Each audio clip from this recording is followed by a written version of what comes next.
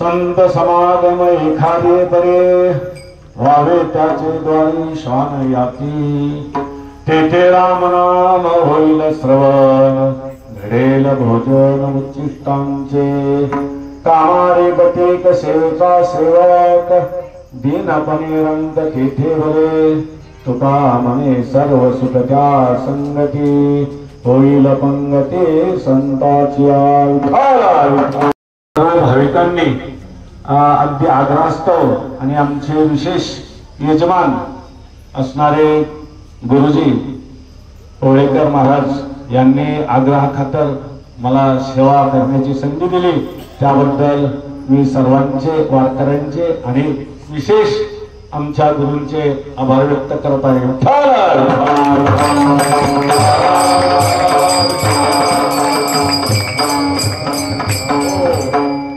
आणि आज तुमच्या सर्वांची चेहरे पाहिल्यानंतर मला असं वाटतं नक्की तुमची इच्छा तास 2 तास कीर्तन ऐकण्याची तर नक्की वाटते मला, कारण किती सुंदर तुमचे चेहरे, गुलाबाचं फुल जसं उमलावं तसे तुमचे चेहरे दिसत आहेत। का कोमजलेत? सूर्याचं फुल नाही ना, कोमजणार नाही, काळजी करू नका। आपण 2 तासाच्या पुढे कीर्तन करणार नाही।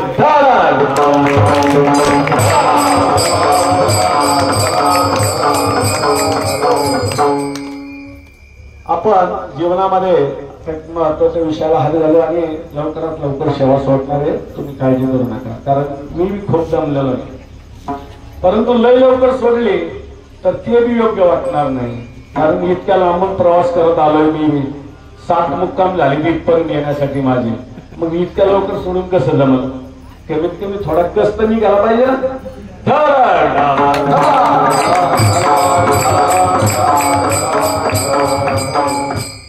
संत समागम एखादे परे भावे त्याचे द्वारी श्वान येते। या अभंगाचा सरळ सरळ भावार्थ असा आहे की आपल्याला जीवनामध्ये संत समागम कुठल्याही प्रकारे कुठल्याही कारणास्तव कशाही मुळे घडो, त्या घडल्यामुळे काय होईल तर आपल्या जीवनाचं सोनं होईल।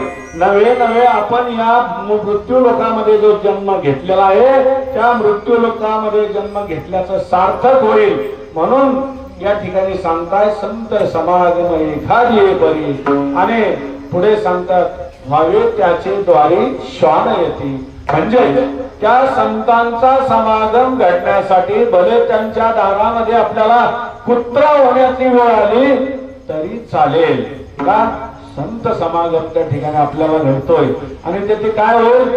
होईल श्रवण उच्चिष्टाची। अशा प्रकारे त्या संतांचं जी काही चिंतन असेल, त्यांचं नाम कीर्तन असेल, त्या कीर्तनाचा आपल्याला काय होईल? उच्चिष्ट मिळेल।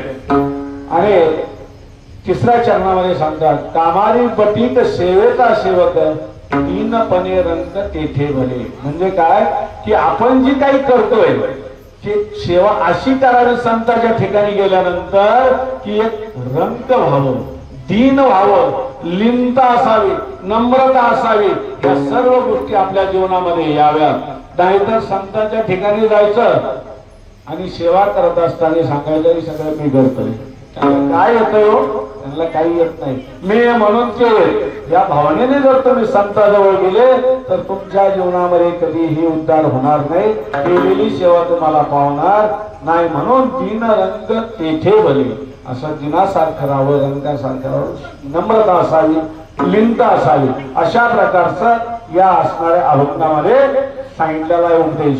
आणि शेवटचं हे सर्व केल्यानंतर काय होईल? होईल संगती संताची, घडेल पंगती संताची, म्हणजे त्या संताची संगत झाल्यानंतर त्यांचं जी काय भोजन असेल, त्यांचं भोजन म्हणजे काय, त्यांनी जी काही ग्रंथरूपी या ठिकाणी भोजन वाढवून दिलेलं आहे, त्या ग्रंथरूपी भोजनाचं आपल्याला काय होईल? पंगत होईल, आपल्याला भोजन मिळेल, म्हणजे आपल्या जीवनाची ती कर्तव्यता आपल्याला कळेल। वाटचालीचा हा प्रवास साधारणतः दिंडी आपली चालू होऊन साधारणतः 35 वर्ष झालेले आहेत, आणि अशा प्रकारचा अहोरात्र हा आपला भक्ती मेळा त्या भगवंताच्या दर्शनासाठी दरवर्षी नित्यनेमाने जात आहे।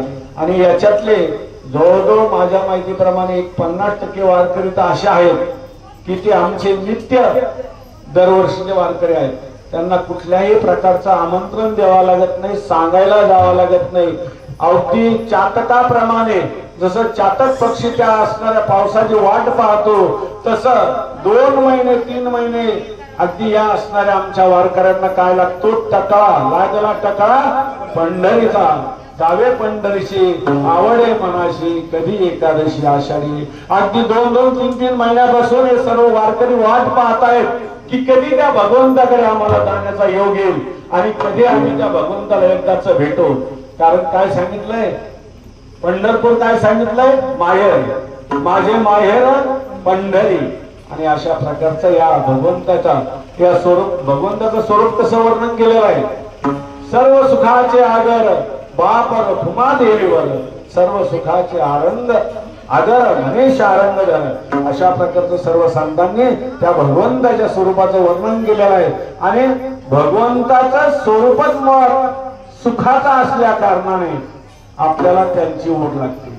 मला सांगा, आपल्याला ओढ कोणाची आहे? सुखाची. परंतु आपण संगती दुःखाच्या बाजूने चाललो का? तर आपला जो आत्मा आहे, आपला जो काही स्वरूप आहे, हेच मला सुखरूप आहे. दुजा कोण सांगा, माझ्या पांडुरंगा वाचून. अशा प्रकारे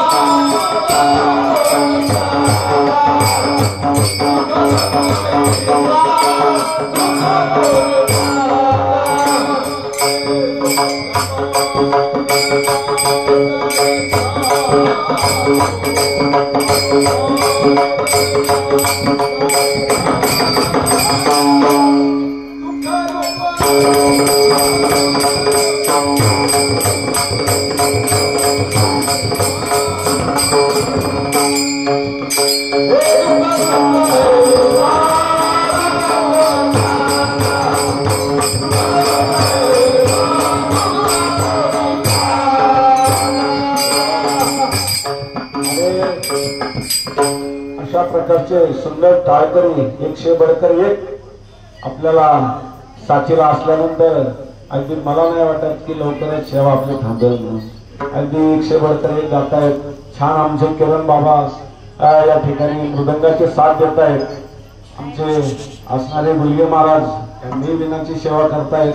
आणि तुम्ही सर्वजण दिवसभर चालून आता भोजन करून सुद्धा माझ्या पुढे बसलात. म्हणजे झोपा काय घेणार, काही काळजी करू नका. पण नुसते बसून राहिले तरी तुमचे थोर उपकार. मस्तक माझे पायावरी आवार करे,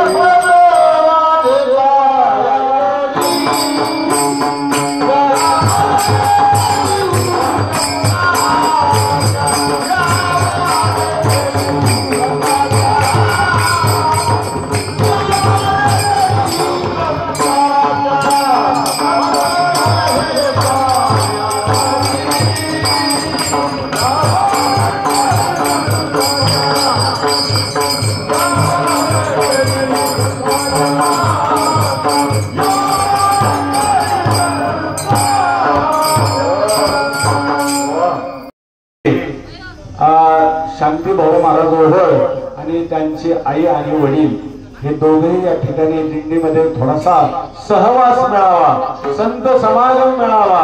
आणि त्या संतांच्या समागमासाठी त्यांनी आपल्या या असणाऱ्या सुखी प्रपंचातून सुद्धा या ठिकाणी वेळात वेळ काढून या ठिकाणी ते आपल्यापर्यंत दुपारपासून चालत आहेत.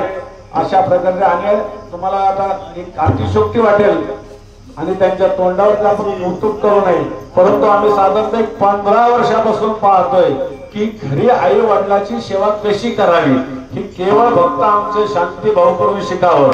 हो, अति शिकण्यासारखे. आजच्या कलियुगातील ते श्रावण बाळ आहेत.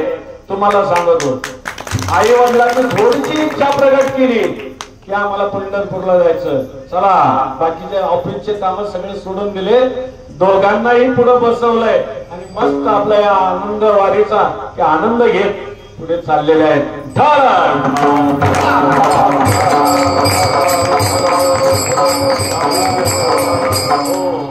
आणि आमचे असणारे परमस्नेही वळेकर गुरुजी यांचंही वर्णन करावं तेवढं थोडं आहे. अगदी आपण या ठिकाणी साधारणतः मला असं वाटतं 12-13 वर्ष झाली असतील किंवा 15च्या आसपास झाली असतील. किती झाली? 17 वर्ष झाले. बघा वेळ कसा जातो हे सुद्धा आपल्याला कळत नाही. तर 17 वर्ष झाले आपण गुरुजींची सेवा घेतोय. आणि या 17 वर्षाच्या काळामध्ये किती कमी जादा झालं हे आपण सर्वांनी अनुभवलेलं आहे. आणि आपण या ठिकाणी 2-3 वर्ष आपले खूप हाल झाले पावसामुळे, आणि पावसाचा आणि इथल्या मुक्कामाचं काय सूत्र माहित नाही, परंतु 100% पाऊस येतो म्हणजेच येतो अशा प्रकारचं.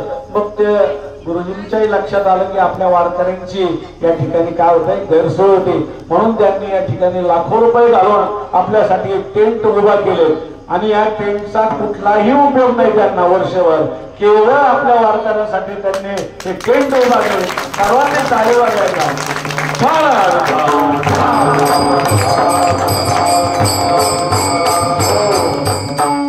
आणि त्यांच्या जीवनाचा एक पैलू सांगतो सगळ्यात महत्वाचं. ज्यावेळेस आम्ही त्यांना हा ठेपा दिला दिंडीचा, बरोबर कोणाला ओ महाराज माऊली शांत राहा थोडं.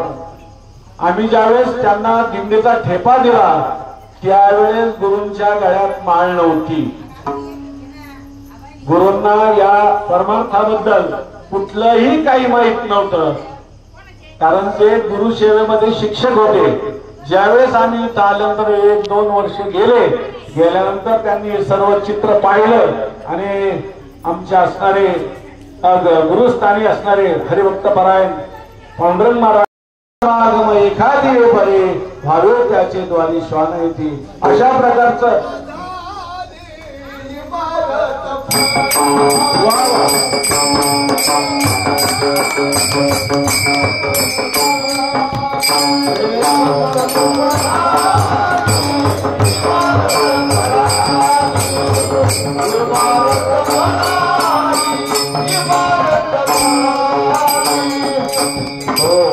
अशा प्रकारचा एक संत समागम. त्याचं एक छोटस उदाहरण सांगितलं की कुठल्याही प्रकारे तुम्हाला जीवनामध्ये संत समागम घडू द्या, तो तुमचा व्हायला जाणार नाही. आता मला सांगा, वारीला जायचं आपण ज्याची भाव आहे, भक्ती आहे, श्रद्धा आहे, विश्वास आहे, तो माणूस कितीही अडचणी आल्या तरी वारी चुकवत नाही. भला माझा संसार राहो किंवा जाओ, तुका म्हणे घालून देवावरी भार वाहवा हा संसार देवापायी. अशा प्रकारचा हा निष्ठावंत वारकरी जो असेल तो या संसाराची चिंता अजिबात करत नाही. तो सरळ म्हणतो राहील तेवढा राहील, जाईल तेवढा जाईल, वारीहून आलो पुन्हा पाहिजे, अशा प्रकारचा त्याचा निर्धार असतो. विश्वास असतो तरी स्वामीवरी सत्ता राहिल्या अंतामध्ये कोठे. म्हणून जीवनामध्ये विश्वास श्रद्धा हे सगळ्यात महत्वाचं भांडवल आहे, आणि ते जर तुमच्या जवळ असेल तुमच्या जीवनाचा उद्धार झाल्याशिवाय राहणार नाही. उठाल.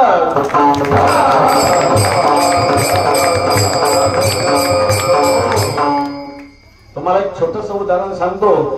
संत समागम कशा प्रकारे झाला आणि कशा प्रकारे तो त्याच्या जीवनामध्ये बदल घडून जातो.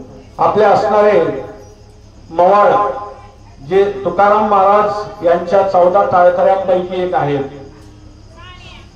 त्या असणारे मवाळ महाराजांची काय झालं, म्हैस चुकली, आणि म्हैस रात्रीच्या गावात तोडून निघाल्यानंतर ती कुठेतरी जंगलामध्ये फिरत होती, आणि फिरत असताना या महात्म्याच्या सकाळी लक्षात आलं, म्हणून यांनी ते हिरव्या चारी भांबावे पशु हा त्याच्यातला मार्ग आहे. म्हणजे तो असणारा हिरवा चारा ज्या ज्या बाजूने आपल्याला दिसल त्या बाजूने आपला असणारं जनावर जो पशु असेल ते जातं, असा एक नियम आहे. त्या पद्धतीने त्या दाव्याच्या फरकांड्याने किंवा त्या मिठीच्या भरकांड्याने ते मवाळ महाराज पुढे पुढे पुढे पुढे घेत राहिले. भंडारा डोंगरावरती गेले, आणि भंडारा डोंगरावरती गेल्यानंतर त्या ठिकाणी त्यांनी तुकाराम महाराजांना ध्यानस्थ पाहिलं. आता त्यांना असं वाटलं की आपली म्हैस कुठे गेली, ह्या महात्म्याने पाहिलेली असेल, या माणसाने पाहिलेली असेल, म्हणून त्यांनी काय केलं, तुकाराम महाराजांना असं जागा केला हलवून. कारण तुकाराम महाराज काय ध्यानामध्ये मग्न होते. जागर केल्यानंतर तुकाराम महाराजांनी विचारलं, अरे बाबा काय बात, तुझी काय इच्छा आहे, काय तुझी अडचण आहे ते सांग. तर त्यांनी सांगितलं, बाबा तुम्ही या ठिकाणी बऱ्याच वेळचे बसलेले दिसतायत, तर माझी म्हैस चुकली म्हटले, माझी म्हैस पाहिली का तू. त्यावेळेस असणारे तुकाराम महाराज म्हटले, बाबा अरे तुझ्या म्हशी करता माझं ध्यान तो भग्न केलंस, मला वाटलं तुला फार मोठा काही परमार्थिक प्रश्न असेल आणि तो तुला विचारायचा असेल की काय अडचण असेल, त्यामुळे माझं ध्यान मग्न गेलो तू. त्यावेळेस तुकाराम महाराजांनी म्हटले, जा तुझी म्हैस तुझ्या घरी गोठ्यामध्ये आहे तिथं जा, परंतु तुझ्या जीवनाचं इथे कर्तव्यता करून घ्यायची असेल तर म्हैस पाण्यामध्ये नाही. असं म्हटल्यानंतर तो मावळ आपल्या घरी आलेला आहे आणि आपल्या गोठ्यामध्ये पाहतो तर ती म्हैस उभी आहे. आणि ते पाहिल्यानंतर त्याच्या ध्यानात आलं की हा माणूस, हा महात्मा ध्यानस्थ डोळे झाकून बसलेला असताना याने सांगितलं की तुझी म्हैस तुझ्या गोठ्यात आहे घरी, म्हणजे त्रिकाल ज्ञानी आहे हा संत आणि हा महात्मा. हा जर माझी म्हैस दाखवू शकतो तर मला देवाचंही दर्शन करू शकतो.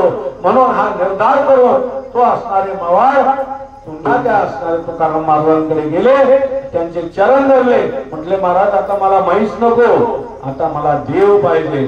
आणि मग त्या असणाऱ्या मवाळ महाराजांना त्यांनी काय केलं, अनुग्रह दिला आणि 14 टाळकऱ्यापैकी त्यांना एक टाळकरी उत्तम बनवलं आणि स्वर्गामध्ये सुद्धा त्यांना घेऊन गेले.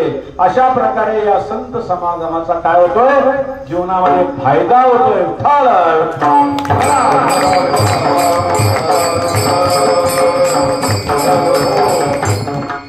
तसंच सांगायचं ठरलं तर प्रत्येकाला समागम आवड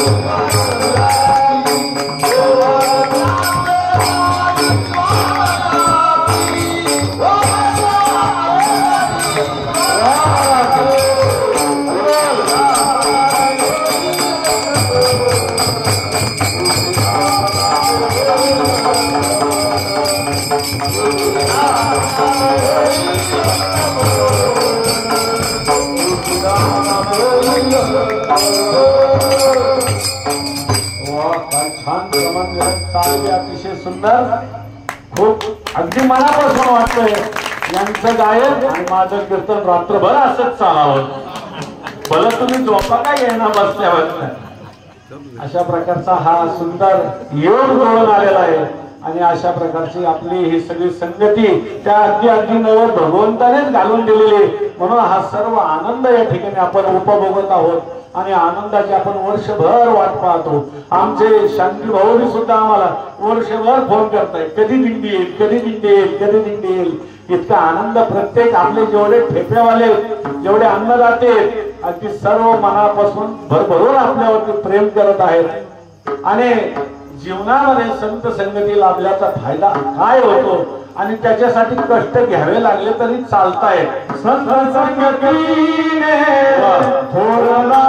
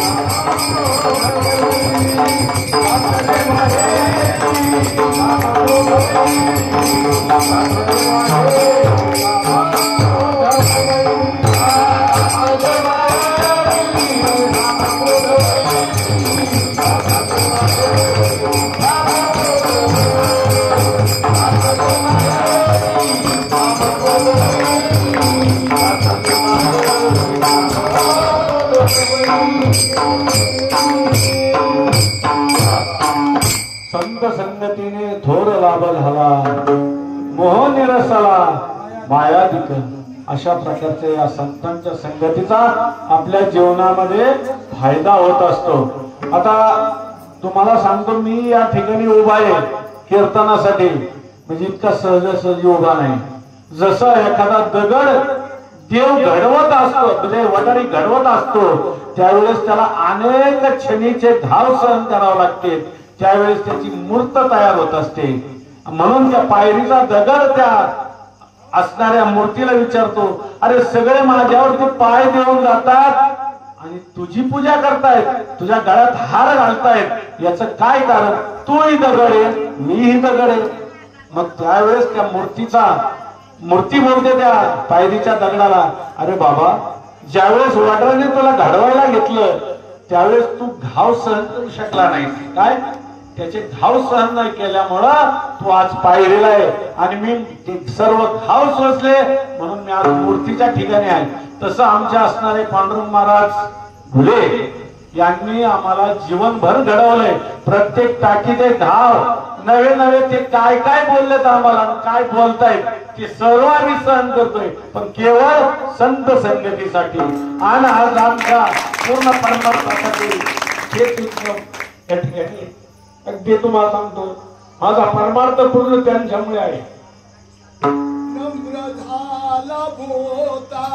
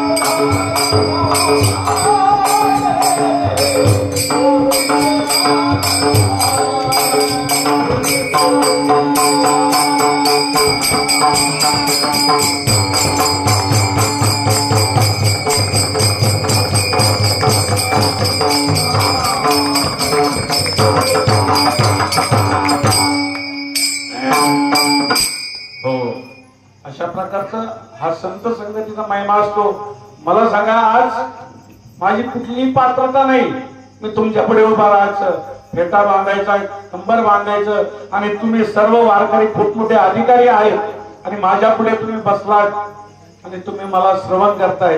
ही माझ्या असणाऱ्या आमच्या पांडुरंग महाराजांचे अक्षर साक्षात पांडुरंग, त्या पांडुरंगाकडे गेल्यानंतर तर तो आपल्या संग बोलणार नाही, परंतु आमचा हा पांडुरंग साक्षात आमच्या संग दर दिवस बोलतोय, चालतोय. फक्त आहे तोपर्यंत माणसाचं महत्व माणसाला पटत नाही आणि गेल्यानंतर आपण त्याचे गुणगान गायल्याशिवाय राहत नाही. हे खूप मोठं दुर्भाग्य आहे. म्हणून आहे तोपर्यंत त्या माणसाची किंमत समजा आणि त्याला महत्व देत चला.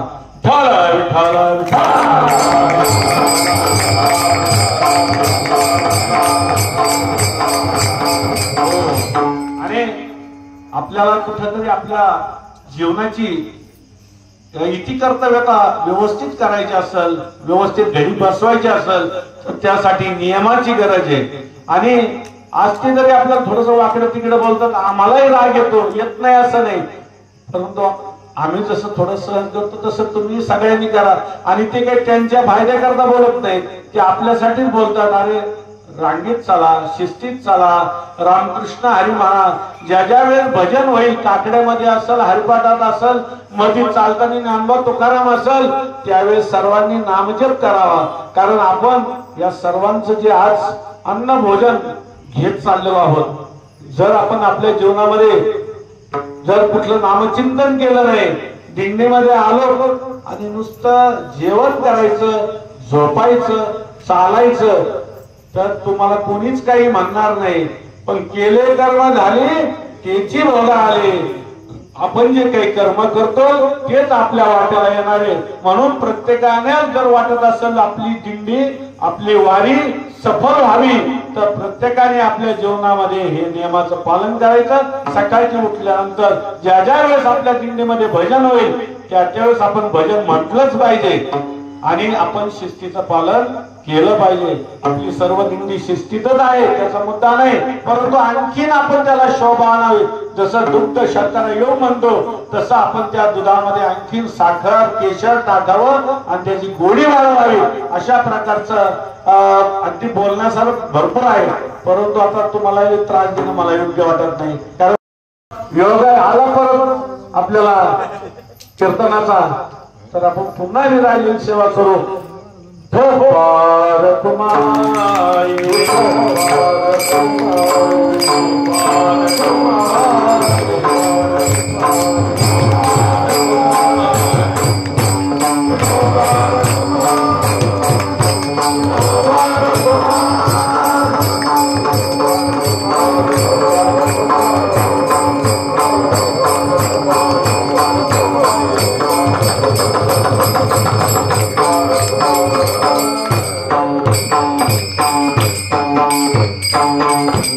संत समागम एखादी परी व्हावे त्याचे द्वारी श्वान येती, तेथे राम नाम होईल श्रवण, घडेल भोजन उच्चिष्टांचे, कामारी बतीक सेवेचा सेवक, दीनपणे रंग तेथे बने, तुका म्हणे सर्व सुख त्या संगती, होईल पंगती संताच्या. आणि अशा प्रकारे आपण आपल्या जीवनामध्ये या सर्व नियमांचं पालन केलं तर त्या असणाऱ्या संतांच्या संगतीमध्ये नवे नवे त्यांच्या पंगतीत म्हणजे त्यांच्या बरोबरीचं जीवन आपल्याला मिळेल, असं संत तुकाराम महाराज सांगणार. कृपा कटाक्षेने आळले आणि आपुले पदी बैसले, अशा प्रकारचं जीवन त्या संत संगतीने आपल्याला मिळत असतं. म्हणून आपण देवाला ही प्रार्थना करतोय की मागणे ते एक तुझं प्रती आहे, देशील तरी पाहे पांडुरंगा, या संतास निर्विहिंमच देही, आणि तुझे काही नको देवा. हे भगवंता, मला या संत संगतीशिवाय दुसरं जीवनात काहीच देऊ नको. अशा प्रकारचं आपण या असणाऱ्या भगवंताला पुन्हा पुन्हा मागणं करू. आपल्या असणाऱ्या भौतिक प्रपंचातल्या अडचणी आपल्या घरी ठेवू. त्या भगवंताला काही सांगायचा प्रयत्न करू नका, कारण सांगणारे लाखो आहेत तिकडं. आपण त्याला विचारायचं, भगवंता अरे तुझं बरं चाललंय का? आतापर्यंत कोणी विचारलंय का देवाला की तुझं कसं काय चाललं? की आपलंच रड गाणं सांगतो त्याच्या पुढे, अरे देवा तुला कळा ना का, इतक्या दिवस झाले मी तुझ्या वारीला येतोय, माझं अजून घर नाही, माझी पूर्ण नोकरीला नाही, माझा अंक नाही, माझं तंक नाही. प्रत्येक जण रड गाणं घेऊन त्या भगवंता पुढे जातो. तर या वेळेस आपण वारीला जाताना त्या भगवंताला विचारायचं, त्याच्या दरबारामध्ये गेल्यानंतर, देवा तुझं कसं आहे, तुझं चांगलं असलं तर आमचंही चांगलं. अशा प्रकारचं आजचा हा आपल्या दिवसाची शेवटची सेवा. आणि अशा प्रकारे जे काही माझ्याकडून चुकलं असेल काही तर मला मुलाला अंतःकरणाने माफ करा, कारण मी तुमच्या सर्वांच्या मुलासारखा आहे आणि बोललेले पुरे विडे वापडे उत्तर करा, क्षमा अपराध महाराज तुम्ही सिद्ध. अशा प्रकारची तुमची क्षमा याचना मागतो आणि या ठिकाणी सेवेला थांबतो. ज्ञानेश्वर